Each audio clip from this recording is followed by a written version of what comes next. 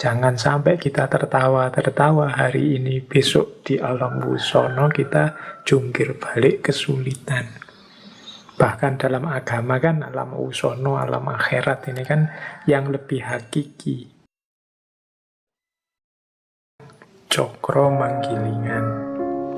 Kalau bagi masyarakat Jawa, hidup kita ini mengalami 3 dunia.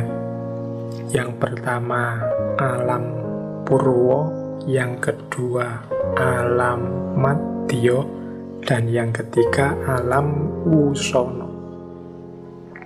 Alam purwo itu alam sebelum kita hadir di muka bumi ini. Alam madya itu pengalaman kita hidup di dunia, di muka bumi. Dan yang ketiga alam wusono. Alam wusono itu alam nanti setelah kita meninggal, setelah kita hidup. Jadi ini makanya falsafah hidup timur termasuk Jawa itu secara umum menerima adanya 3 dunia ini. Bandingkan nanti dengan filsafat barat tertentu yang hanya menerima alam madya atau alam syahadah kalau bahasa Arabnya. Jadi tidak mau membahas alam purwo, tidak mau membahas alam wusono, karena dianggap 2 alam ini metafisik, dan yang metafisik itu tidak ada gunanya dibahas, katanya orang modern. Beberapa filosof bilang alam metafisik itu meaningless, tidak ada gunanya kalau dibahas. Mungkin ada tapi tidak penting dibahas. Beda dengan tradisi filsafat timur yang menerima bahwa ada hidup sebelum kita di dunia ini dan nanti ada hidup setelah kita meninggal nanti. Maka perputaran cokro manggilingan itu tidak terbatas di alam madya saja. Jadi kalau teman-teman merasa, Pak, masa iya sih siklus perputaran hidup itu ada, wong saudara saya, tetangga saya, teman saya, atau jangan-jangan saya sendiri merasa sejak kecil sampai sekarang hidup susah terus. Atau saya ini orang kaya loh, Pak, perasaan nggak pernah itu, Pak, mengalami susah hidup, ya rasanya lancar-lancar saja, enak-enak saja, senang-senang saja. Nah itu ya kalian mungkin mengukurnya hanya di alam madya. Jangan lupa nanti ada alam wusono. Kalau kita tidak mengelola dengan baik alam madya, ya di alam wusono kita akan panen. Karena ini juga siklus cokro manggilingan. Jangan sampai kita tertawa-tertawa hari ini, besok di alam wusono kita jungkir balik kesulitan. Bahkan dalam agama kan alam wusono, alam akhirat ini kan yang lebih hakiki dibandingkan alam madya atau dunia yang kita alami sekarang, yang oleh beberapa tokoh malah disebut dunia hari ini itu ya semu, tidak sejati. Dunia yang semu ini pun hari-hari ini kan kita sibuk dengan yang lebih semu lagi, yang kita sebut dunia maya itu. Dunia maya itu kesemuan dalam kesemuan, karena dunia nyata ini sudah disebut semu, kita malah sekarang sibuknya di dunia versi mayanya dunia nyata, berarti kemayaan dalam kemayaan. Oke, jadi ada alam purwo, alam madya, alam wusono. Ini siklus hidupnya manusia. Maka mungkin tadi ada pertanyaan-pertanyaan, ada itu kok orang yang dari lahir sampai meninggal seneng terus atau susah terus? Ya tidak mesti juga. Karena hidup ini tidak hanya diawali saat kita lahir dan berakhir saat kita meninggal. Nah ini dasar falsafah cokro manggilingan. Jadi ada siklus hidup yang tidak hanya dunia ini, tapi juga ada dunia kemarin dan dunia nanti. Nah, biasanya orang menjelaskan siklus hidup manusia Jawa itu melalui beberapa analogi. Analogi yang paling populer itu analogi dari tembang Jawa, khususnya mocopat. Mocopat ini masuk kategori, kalau di tembang Jawa itu ada tembang cilik, ada tembang tengahan, ada tembang gede. Nah, mocopat ini termasuk tembang cilik dan juga tembang tengahan. Nanti kalau tembang gede itu biasanya ada lewat kakawin-kakawin di puisi-puisi tradisional Jawa kuno. Nah, mocopat ini biasanya kita kenal punya 11 jenis tembang. Yang nama-nama tembang itu menunjukkan tadi siklus hidupnya manusia, bagian dari cokro manggilingan. Nanti ada beberapa analogi, beberapa manifestasi dalam tradisi sastra Jawa untuk menjelaskan cokro manggilingan ini. Jadi antara lain dari tembang mocopat. 11 jenis tembang mocopat yang kita kenal itu ternyata ada urutan siklus hidupnya manusia. Coba kita tengok perlahan-lahan ya. Ini nanti ada beberapa perbedaan cara mengurutkan, tapi saya urutkan di versi yang lebih populer saja. Jadi hidup manusia itu diawali dari Mas Kumambang,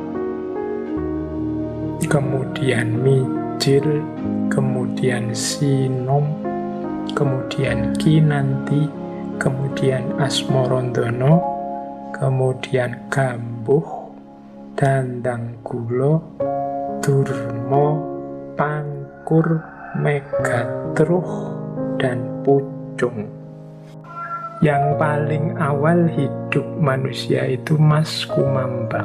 Mas Kumambang itu emas, itu ya emas. Kumambang itu kambang. Kambang itu kalau dalam bahasa Indonesia bisa diterjemahkan sebagai terapung. Terapung, jadi melayang. Jadi Mas Kumambang itu emas yang terapung. Ini digunakan untuk menjelaskan fase hidupnya manusia saat masih ada dalam kandungan ibu. Dalam hidup kita ini kan ada fase kita meringkuk 9 bulan dalam rahim ibu. Nah, ini fase Mas Kumambang. Makanya tadi ada alam purwo, alam sebelum kita muncul di dunia ini. Ini masih murni, masih sejati, makanya masih dalam kondisi emas yang kumambang, melayang dalam perut ibu kita masing-masing. Setelah Mas Kumambang ada Mijil. Mijil itu menggambarkan masa saat kita lahir. Mijil adalah fase ketika kita menjadi bayi. Nah, itu namanya mijil. Mijil secara letterlek dalam bahasa Indonesia artinya muncul. Kalau sudah mijil, kemudian masuk ke fase selanjutnya, yaitu sinom. Yo, ada kata-kata nom itu mungkin teman-teman paham ya, maksudnya muda. Ini masa kanak-kanak sampai balik, sampai remaja. Ini masa ketika manusia harus banyak belajar. Masa pembentukan jati diri. Ini masa sinom. Itu yang ketiga. Jadi setelah lahir, kemudian mengalami masa kanak-kanak sampai remaja, sampai balik. Setelah itu kinanti. Kinanti ini berasal dari kata-kata kanti, yang artinya dituntun atau dilatih. Setelah seorang manusia mencapai jenjang remaja, disitulah saatnya dibentuk jalan pikirannya, dituntun cara menjalani hidup yang benar dan baik. Jadi makanya fasenya adalah fase kinanti. Setelah kinanti ada asmorondono. Asmorondono itu fase ketika sudah mulai jatuh cinta kepada lawan jenis. Jadi ya dari kata-kata asmoro itu teman-teman mungkin ngerti ya, ada unsur asmaranya. Makanya dinamai asmorondono. Rasa cinta asmara kepada lawan jenis. Ini kodrat, pasti dilewati kalau normal. Kalau situasinya biasa normal kan selalu ada situasi-situasi khusus itu. Ya situasi khusus membahasnya khusus, secara umum ya asmorondono itu fase ketika seseorang cinta kepada lawan jenisnya.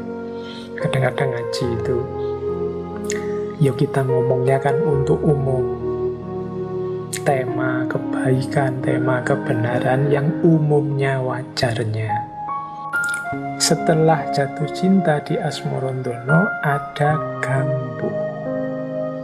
Gambuh ini berasal dari kata jumbuh, atau ada yang bilang maknanya sama dengan sarujuk. Kalau tadi ngomong asmorondono itu jatuh cintanya, gambuh ini menikahnya. Jadi tidak hanya jatuh cinta, tapi ada menikahnya. Fase hidup bersama dengan pasangan ini fase namanya gambuh. Setelah menikah, setelah gambuh ada dandang gulo. Dandang itu dari akar kata kegadangan atau cita-cita. Gulo artinya manis. Jadi kalau sudah punya pasangan, saatnya untuk merancang hidup bahagia, mewujudkan semua cita-cita. Ingin punya pekerjaan mapan, ingin punya keluarga yang tentram, ingin punya harta benda, sandang pangan papan yang cukup. Nah ini fase dandang gulo, fase mewujudkan cita-cita. Kalau sudah sampai di fase dandang gulo, saatnya durmo. Durmo itu dari kata dharma, atau kalau di Jawa mungkin ada istilah dermo. Dermo itu sedekah atau weweh. Kalau cita-cita sudah tercapai, pekerjaan sudah mapan, keluarga sudah bahagia, segala kebutuhan tercukupi, bahkan lebih, saatnya berderma, berbagi dengan orang lain. Jadi saatnya berkasih sayang dengan sesama. Nah, ada fase durmo. Tapi itu muncul setelah dandang gulo, biar dharma yang dijalankan tidak mengorbankan dirinya sendiri, tapi merupakan proses berkelanjutan setelah asmorondono, gambuh, dandang gulo. Kalau durmo sudah sukses, saatnya pangkur. Pangkur itu dari kata mungkur.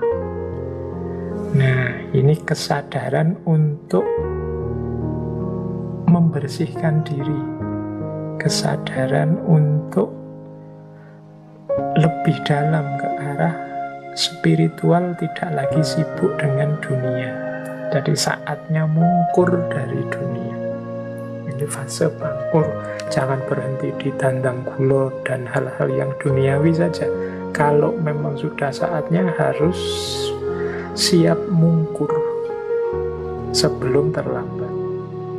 Jadi masuk ke era spiritual. Puncaknya pangkur adalah megatruh. Megatruh itu ketika seseorang meninggal. pegat itu ya dari kata-kata pegat, pisah, terpisah roh, terpisahnya roh dari jasad. Ini saatnya orang kembali kepada Yang Maha Kuasa, namanya megat roh. Dan yang terakhir ada pucung. Pucung ini ya selesainya hidup kita di alam madya, yang berakhir hanya membawa kain kafan dan amal hidup kita di dunia. Segala yang duniawi sudah kita tinggalkan.